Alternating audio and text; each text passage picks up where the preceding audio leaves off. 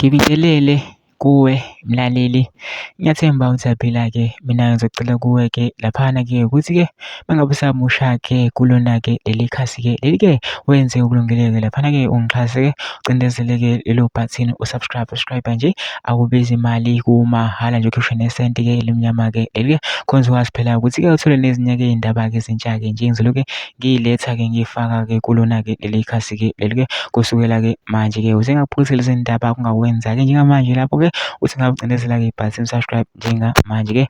Udaba kulethele lona-ke namhlanje-ke laphana-ke lithi-ke owe-ANC uthi uzondelwa ukuthi wathi i-MK kwakumele ihole uhulumeni KwaZulu Natal. Usesulile kwi-ANC uWillies Mchunu, lokhu kulandela ukuthi ukhala ngokuthukwa kwi-ANC. Uveza ukuthi wathi kwi-ANC akudedelwe i-MK kube yiyo ehola uhulumeni esifundazweni KwaZulu Natal ngoba yiyo eyathola amavoti amaningi eKZN futhi nayo ifakwe kuhulumeni wokubusa ngokubambisana kwamaqembu kuzwelonke. Wacela ukuthi akuhlonishwe amavoti abantu ngoba bakhombisa ngevoti ukuthi bafuna i-MK.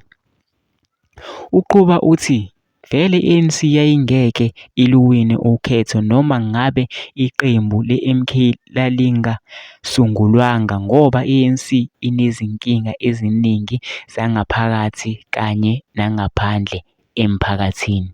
Ephetha-ke laphana-ke mina ngizobe sengicela laphana ukuthi-ke ungene ama-comment section-ke for ubhale-ke uvo lwakho ukuthi wena-ke ucabangani-ke ngalo-ke lolu daba-ke lolu-ke ubhale ama-comment section-ke bese uyangixhasa ucindezele-ke ibhathini lapho-ke usubscribe nje akubizi imali kumahhala nje ukhishwe nesenti-ke elimnyama-ke leli-ke kwenza ukwazi phela ukuthi-ke uthole nezinye-ke iy'ndaba-ke ezintsha-ke nje engizobe ngiy'faka kulo-ke leli khasi-ke leli-ke kusukela-ke manje.